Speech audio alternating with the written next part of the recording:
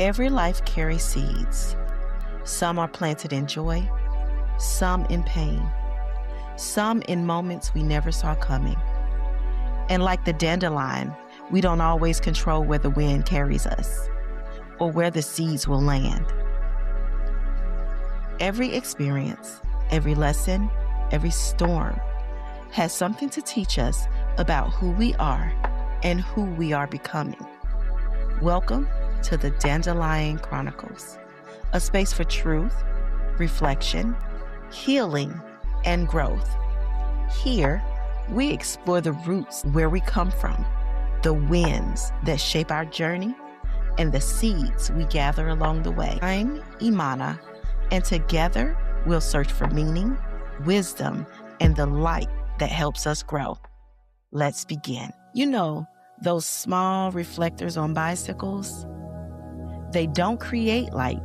They simply catch whatever light reaches them and send it back into the darkness so that someone else can see the road. Over the years, I've come to realize something important. Some people are reflectors. They carry their light into places where others are struggling to find it.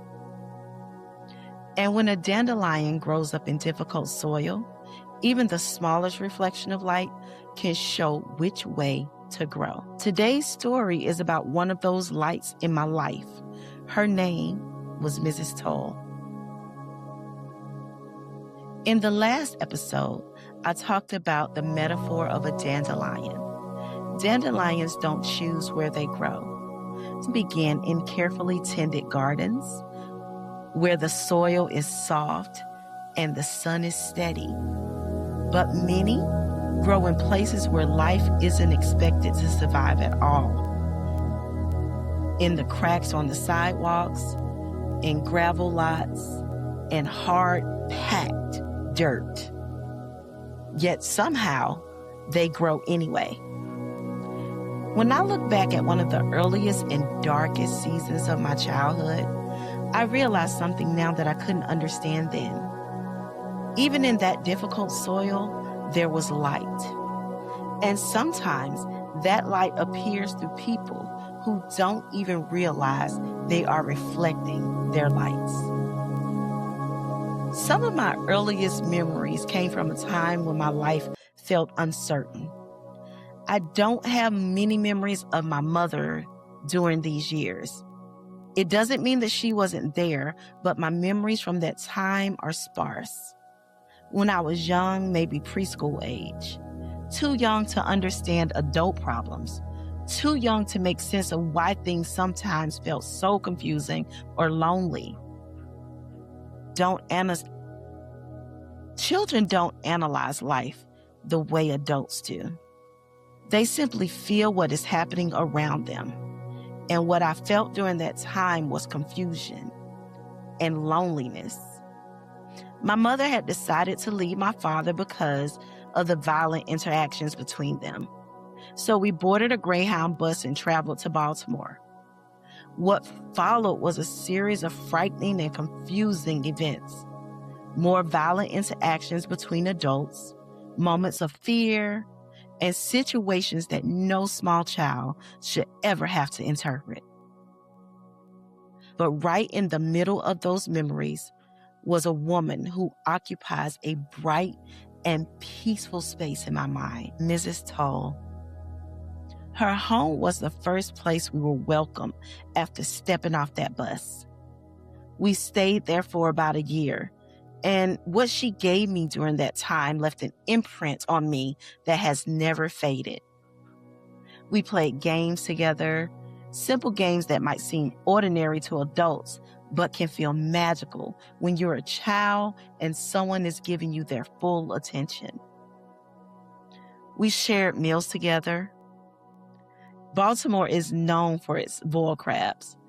I remember watching Mrs. Tull clean and boil live crabs. It was a little frightening and fascinating at the same time. I watched her in awe. I thought she was so brave. She spoke to me about God in a gentle way that made faith feel comforting rather than frightening.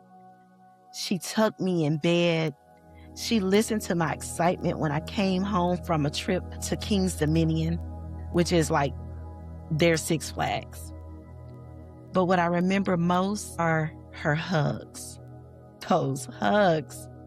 Those hugs felt like sinking into marshmallows. They were soft and warm and felt so safe. When you're a child, you don't understand or analyze moments like that. You simply feel them. And with Mrs. Tull, I felt something that I desperately needed. I felt seen. I felt cared for. I felt like I mattered. One memory from that time has stayed with me for many years. One evening, there was a terrible storm. Thunder cracked loudly and lightning flashed through the windows. I remember hiding under her dining room table, very frightened, even more confused. When children are trying to make sense of chaos, they often retreat into small spaces that feel safer than that open room around them. The dining room table became my shelter that night. I remember looking up at Mrs. Tull, asking a question that had been quietly forming in my heart. I said, "Is God mad at us?" To an adult, that might sound like an innocent question, but for a child trying to make sense of the world, it was a serious one. Mrs. Tull didn't laugh. She didn't dismiss my fear. She knelt beside me and said gently, "No, child, he's just doing his work." And then she coaxed me from under the table and held me until I felt safe enough to let go. And in that moment, the storm inside my little mind began to calm. Years passed, life moved forward the way life does. And many of the darker memories from that time faded in the peripheral of my vision, in the edges of my awareness. I know they're there, but when I picture that chapter in my life now, the clearest image is in the center of the room. That light, Mrs. Tull. Dandelions have a quiet instinct for survival. They turn toward the light source, even if the light is small, even if the ground around them is rough. Looking back now, I realize something about that little girl I used to be. She was already learning how to find the light. She was already becoming an observer of the world, watching, noticing where the peace existed and where it didn't.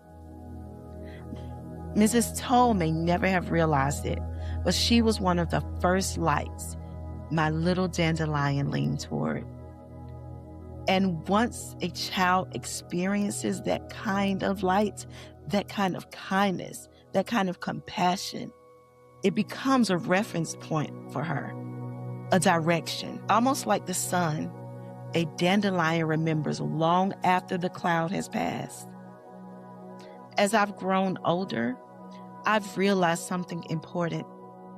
Everyone needs a Mrs. Tull somewhere in their story. Maybe it was a teacher who noticed you, a neighbor who made you feel safe, a coach, a grandparent, maybe even a friend's parent.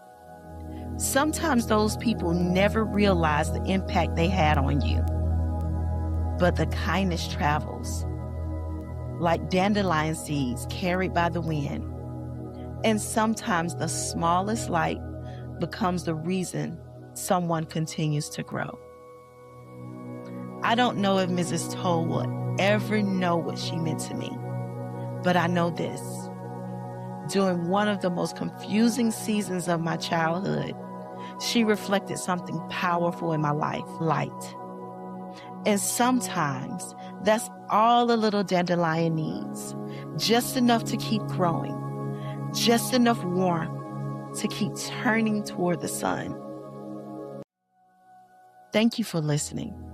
And if life feels like hard soil beneath your feet right now, remember this: even in the toughest ground, a dandelion can still find the light. Until next time, keep growing. Before we close, remember this: We do not choose the roots we come from. We do not control the winds that carry us. Along the way, we gather many seeds, lessons, pain, wisdom, and love. And we choose how we use those seeds. But once they are released into the world, we cannot control the roots they grow. But one truth remains. Search for the peace, P-E-A-C-E, and the peace, P-I-E-C-E, of the Lord that's within you. The peace that quiets your spirit, and the divine peace placed inside you from the very beginning. In love, I'm Imana,